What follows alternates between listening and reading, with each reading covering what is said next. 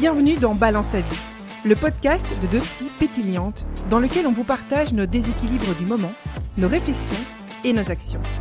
On le fait en toute légèreté et humilité pour vous inspirer, vous aider à trouver votre propre balance et surtout, kiffer être vous. Salut Sarah! Hello Lila! On se retrouve ici pour la deuxième partie du deuxième bilan des 6 mois. Oui.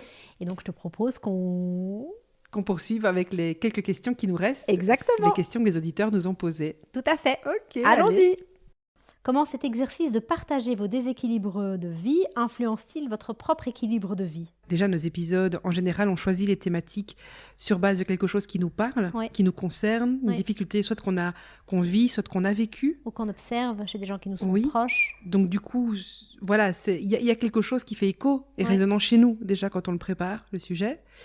Et puis tu expliquais qu'on essaie de tirer profit des recherches et du partage qu'on fait autour de ces épisodes dans nos propres vies, dans nos propres relations, à nous-mêmes et aux autres. C'est ça. Moi, cette posture, on le disait dès le premier épisode, je crois que c'est l'épisode de choisir son déséquilibre ou à l'origine, le 0 ou le 1, je sais plus. Mais on disait que le fait de partager des tips, de donner des conseils, entre guillemets, de partager des actions concrètes, ça ne veut pas dire qu'on se les applique tout le temps, tous ces tips, de façon parfaite, loin de là.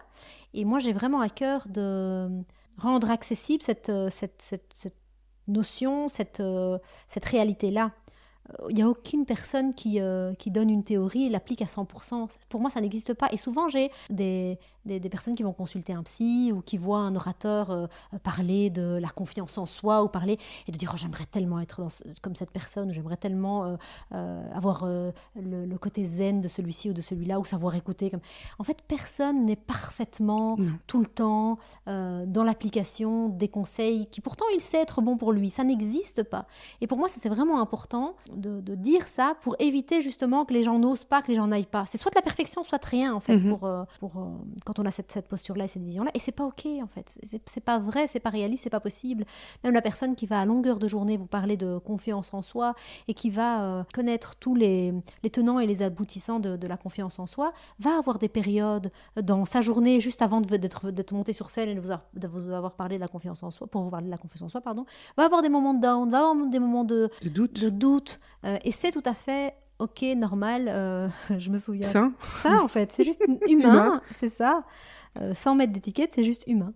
Et voilà, et donc vous allez pouvoir avoir des meilleurs conseilleurs de vie conjugale qui en sont à leur 3e divorce. Et c'est humain, en fait. C'est comme ça, c'est ok. Ouais. Voilà, ça c'est vraiment quelque chose qui pour moi est important, c'est de mettre en avant le fait que les conseils qu'on donne, les tips qu'on partage, on se les donne à nous aussi. On ne les partage que parce qu'on les trouve pertinents et on les applique que quand on peut, quand on sait, à petite dose. Autre question. Alors, quels sont vos objectifs et vos attentes pour les prochains mois du podcast? Alors, on en a quelques-uns. Ouais. Alors, prochain mois du podcast, très prochainement, on va se lancer dans des ateliers Balance ta vie. Ouh, ça me stresse et ça m'enjaille tellement. C'est exactement ça. C'est cette balance entre l'envie et la peur. Et c'est tout autour de ça que se construit ce podcast. Alors, question suivante. J'ai l'impression d'être une journaliste. Question suivante. Quels sont vos objectifs et vos attentes pour les prochains mois du podcast? Ah, question qui est sur le feu, quoi. Sur le feu à fond. Il y a déjà les ateliers. Complètement. Je pense que clairement, les ateliers Balance ta vie, on les a en tête et dans notre cœur depuis le début. Et là, c'est plutôt en train de se concrétiser à différents niveaux, avec à la fois le stress et le plaisir de savoir qu'on va les lancer. Les lancer, les concrétiser. En fait, depuis le début, ce podcast, c'est ça, c'est cette balance entre la peur et l'envie. Oui, à fond. Et en même temps, c'est vraiment l'occasion de rencontrer des personnes, des auditeurs, d'échanger avec eux et puis de mettre en pratique. Oui. C'est-à-dire que là, on partage à l'oral. Ici, c'est plutôt un atelier. Donc, on va travailler ces concepts. On va les matérialiser avec des exercices de réflexion, de projection et avec vraiment la volonté que chacun reparte avec des actions concrètes. Et avec sa propre balance, quoi. Dans sa propre balance, dans sa propre réalité. Oui, tenant compte de ses ressources et de ses contraintes. Et pas un truc tout fait avec des... Enfin, franchement, je trouve qu'on lutte beaucoup parce que c'est ce qui fonctionne et qu'on veut pas à le faire, mais on lutte beaucoup avec les formules magiques. Ouais. Venez suivre la formation Balance Qui ta va vie balancer et votre vous vie. repartirez avec une confiance en vous absolue. Ça, c'est un discours facile, faux, en tout cas à notre niveau, Oui, il serait faux. C'est pas quelque chose qu'on croit. Et donc là, c'est avoir construit quelque chose dont on est fier, qui aura partage un impact et qui aura concret un impact. Ouais, vraiment. sur la vie de chacun des participants. Donc ça, c'est déjà un premier Ouais, objectif. complètement, ça c'est... Alors d'autres objectifs, c'est sur les formats. Ah oui, clairement. Donc là, on a envie pour la rentrée de se construire des nouvelles façons d'être avec les auditeurs, Oui. d'une nouvelle façon d'être présent, de donner vie à nos podcasts. Oui. Et donc, on va... je ne sais pas si on ose le dire ou pas, parce qu'on est vraiment on va le faire, en c'est sûr. construction. On va le faire. On va mettre l'image. L'image sur le son. C'est ça. Donc depuis le début, On a on veut mettre l'image, même si j'aimerais que mon image soit différente. Mais voilà, ce qui fait qu'on ne l'a pas fait, c'est essentiellement une question de moyens, moyens temporels, moyens en termes de compétences aussi. Exactement. Ça demande aussi pas mal de retouches au montage. Enfin, c'est et le son et l'image. Et oui. Et en même temps, c'est tellement chouette, c'est tellement parlant, ça nous permet de faire des formats très courts, peut-être aussi. Donc ça a beaucoup de sens, la volonté est là, et on peut dire que pour la rentrée... Mais de toute façon, c'est toujours comme ça. Dès qu'on se met un objectif avec une date, alors on y arrive, sinon ça reste une petite pensée nuage comme ça. C'est vrai. On a parlé des objectifs, en tout cas les grands objectifs. Dans la question, il y a aussi quelles sont nos attentes pour les prochains mois. Ouais. Et ça, est-ce qu'elles sont réalistes ou pas, je ne sais pas. Mais en tout cas, moi, ce que j'attends fort, c'est plus de contact avec les auditeurs. J'ai vraiment envie de pouvoir échanger plus. Oui. Tu vois, on avait mis en place les lives, qu'on va un peu revoir probablement, mais parce qu'il y a cette volonté d'être en échange. Les ateliers, ça va répondre à cette volonté d'échange aussi. Et je voudrais que dans le temps, les auditeurs osent plus venir nous poser des questions, nous challenger, proposer des idées. Donc dans mes attentes, c'est que notre audience grandisse assez que pour qu'il y ait plus d'interactions. Grandisse et peut-être plus confiants, se sentent peut-être plus à l'aise pour pouvoir le faire. Ça, c'est clair. Ouais, je te rejoins sur cette attente-là. L'envie que les gens partagent, les gens osent, les gens se disent. Et nous, en tout cas, dans ce qui est dans notre zone de contrôle, ce qu'on met en place, c'est ces ateliers pour aller à la rencontre des personnes pour que les tips qu'on donne, la vision qu'on partage, elle puisse se concrétiser dans la réalité de chacun, tenant compte de ses propres particularités. Ça, c'est pour moi une façon très concrète d'aller à la rencontre. Mais depuis le départ, c'est un besoin qu'on a. Et donc, oui, dans l'attente d'être plus suivi, plus partagé, plus échangé, plus une communauté, comme on l'avait dit dès le début, je te rejoins aussi. D'oser encore davantage de notre côté, c'est peut-être une attente que j'ai par rapport à nous, d'oser ces nouveaux formats qu'on a envie de diffuser, des formats plus courts, des formats avec des images au-delà du son, des petites prises de vue sur des tout petits concepts faciles à balancer, faciles à partager, accessibles, mais qui peuvent avoir un vrai impact sur les personnes à un moment donné, dans un blocage dans leur vie, etc. Ça, c'est ce que j'ai envie de construire. J'ai l'impression que ce sera gagné en dynamisme, en accessibilité. Parfois, j'ai eu des retours selon lesquels... je crois que j'ai eu 2-3 retours selon lesquels il fallait plus longtemps, des longs trajets pour écouter les podcasts d'une vingtaine de minutes. Parfois, des personnes l'ont fait en 2 fois. Voilà. Et donc, l'idée d'avoir quelque chose de plus court, de plus accessible, c'est à la fois compliqué quand on a envie de donner toute la nuance et toute la richesse d'un concept. Et à la fois, je pense que ça peut aider des personnes qui sont dans cette attente de format court et donc toucher un public encore plus large. Oui, ou en tout cas que le format court soit l'occasion de diffuser un premier message peut-être important, et si tu souhaites aller plus loin, que tu as écouté un format plus long qui te donnera plus de détails, plus de nuances, plus d'idées, etc. Oui, clairement. Et moi, dans mes attentes, mais j'en ai un paquet, donc je vais peut-être pas toutes les faire, mais en tout cas, celle que je vois assez fort, j'ai une attente de participer à des projets qui sont au-delà de nous, tu vois. J'ai hâte d'être à un moment où ça a commencé, là, avec ce projet qui se nourrit pour novembre. Mais ce serait qu'on nous propose d'aller faire des choses, dire des choses, partager des choses à des endroits qu'on n'aurait pas imaginés. Et qu'on puisse venir nous chercher pour ça. Ouais, clairement. Parce qu'on est dans cette idée de co-construction, de partage et pas de savoir absolu qu'on vient déposer. Ouais. Ça fait partie de mes attentes, de mes espoirs peut-être plutôt. Ouais. Et moi, dans les attentes concrètes, il y a aussi un format, le format interview qu'on avait mis dans le format dès le départ, que j'adorerais mettre en pratique parce que j'aime vraiment, c'est quelque chose qui me nourrit d'aller à la rencontre d'expériences, de personnes, qu'elles puissent partager, qu'on puisse comprendre des points de vue différents des nôtres par l'interview. C'est vraiment quelque chose que j'ai envie de faire et que je me retiens de faire pour l'instant, même si ça revient toujours au devant de la scène dans mon esprit, parce qu'au niveau du timing, au niveau du temps dont je dispose, ce serait un peu compliqué de le mettre en place. Et voilà, je me suis dit, il faut d'abord consolider ce qu'on fait jusqu'à présent pour ouvrir encore de nouveaux formats. Mais ce format-là est pour moi un format auquel j'aspire. Oui, et alors, dans mon esprit, il est assez réaliste comme format. On a quand même déjà des idées sur les personnes qu'on pourrait interviewer, en tout cas sur certaines thématiques. Et on peut profiter de l'occasion pour que les personnes qui nous écoutent, si elles le souhaitent, puissent vraiment nous indiquer leur souhait de partager, peut-être autour d'un sujet, de raconter un morceau d'histoire, de raconter une question, une difficulté. Franchement, c'est le bienvenu. Proposer, ça n'engage à rien. Oui. On peut en discuter, on peut réfléchir ensemble sur le format. Je peux comprendre qu'on a envie de garder l'anonymat. Par exemple, bien sûr. Voilà, tout ça peut être réfléchi, mais donc n'hésitez pas. Welcome. L'invitation est lancée. Alors, j'ai une autre question qui me vient là. Y a-t-il des sujets ou des moments où vous avez dû sortir de votre zone de confort ? Nous, jamais. Jamais. Alors, est-ce qu'il y a des sujets ou des moments ? Moi, je crois que, en lien avec ce que j'ai dit tout à l'heure, je pense que le moment où on fera des interviews, ce sera davantage, je crois encore, sortir de nos zones de confort. Parce que on a commencé avec des sujets qu'entre guillemets, soit on a vécu, soit on maîtrise, avec des grands guillemets. Et donc ça, c'est vrai qu'on est quand même resté dans une zone confortable, de confort, entre guillemets. Et quand on ira à la rencontre de personnes pour les interviewer sur des morceaux de vie, sur des expériences, sur des compétences qui sortent de ce que nous, on a ou qu'on pratique au quotidien, là, je pense qu'on va vraiment sortir de nos zones de confort, d'autant qu'on n'est pas du tout familière de l'interview.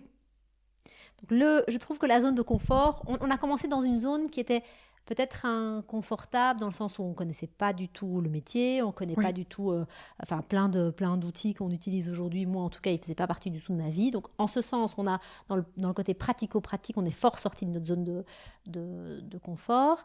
Mais je pense qu'on va l'être encore davantage dans les prochains mois, ce qui, moi, me plaît beaucoup, en fait. C'est dans ce côté de découverte, exploration. Ça, c'est vraiment ce qui m'enjaille à fond, quoi. Ouais, je comprends. Je te rejoins. Là où moi, j'ai l'impression qu'on est déjà sorti de notre zone de confort. En tout cas, je parle pour moi, tu me diras, mais c'est sur les réseaux sociaux. C'est-à-dire que moi, par exemple, je m'étais enlevée quand même d'une partie des réseaux sociaux. Je m'y suis remise. Et il y a souvent cette question du est-ce qu'on partage ça ou pas ? Est-ce que ça se fait ou pas ? Est-ce que c'est OK ou pas ? Qu'est-ce qu'on va penser ? Est-ce qu'on doit s'inquiéter de ce que l'autre pense ? Par exemple, on a créé Balance ton Tips. On en a tourné plein. Mais on ne le publie pas parce qu'on se dit est-ce que c'est OK, pas OK ? Est-ce que c'est intéressant, pas intéressant ? L'image, la posture, voilà. Et ça, c'est vrai que là, je sens que j'ai du mal à sortir de ma zone de confort et qu'on le fait quand même parfois parce qu'on a déjà publié des vidéos où on parle de plus personnel, plus intime. Voilà. Mais je sens que ça reste difficile. Donc, en fait, ça reste une question. Il y a beaucoup de questions. Mais je pense que ça fait partie des valeurs qu'on a depuis le départ et auxquelles... C'est ça, en fait. À la fois, valeur à laquelle on tient, cette valeur d'humilité, et donc qui fait qu'on se remet tout le temps en question, et à la fois de laquelle on a envie un petit peu parfois de se délester, quoi. C'est vrai.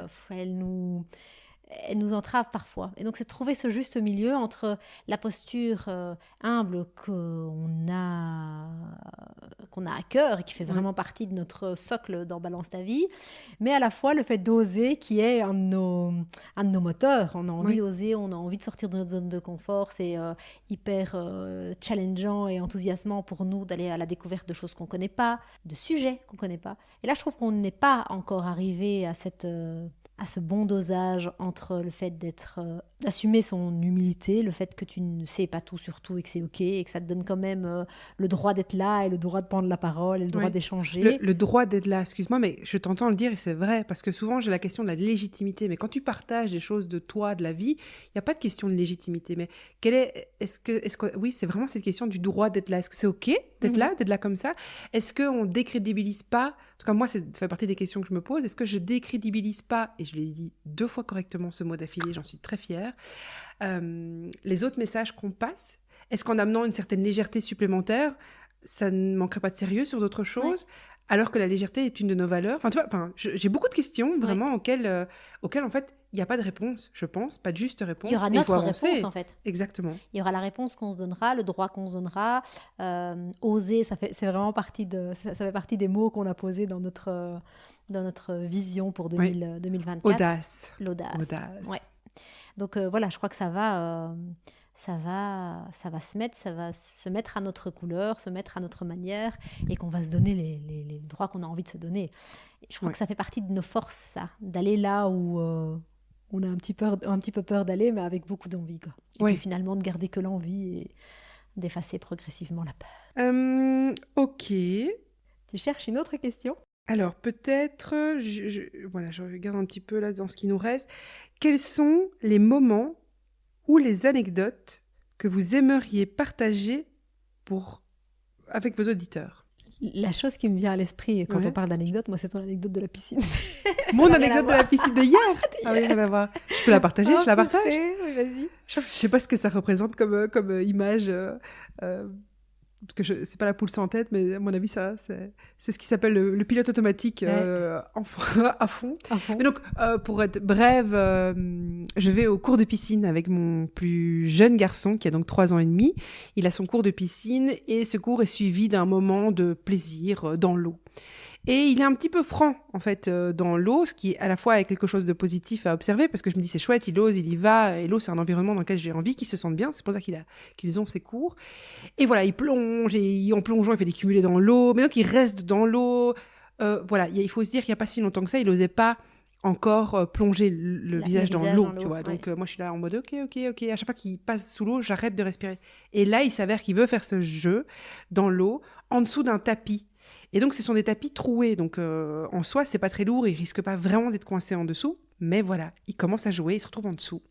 1 seconde, 2 secondes, 3 secondes. Je sais même pas si ça a duré 2 secondes ou 10 secondes. Mais juste, j'étais sur le bord de la piscine. J'ai hésité 1 fois, 2 fois. Et j'ai plongé dans la piscine, en fait. J'ai plongé dans la piscine, tout habillée. Avec ton téléphone. Avec mon téléphone dans une poche, mes clés de voiture dans l'autre.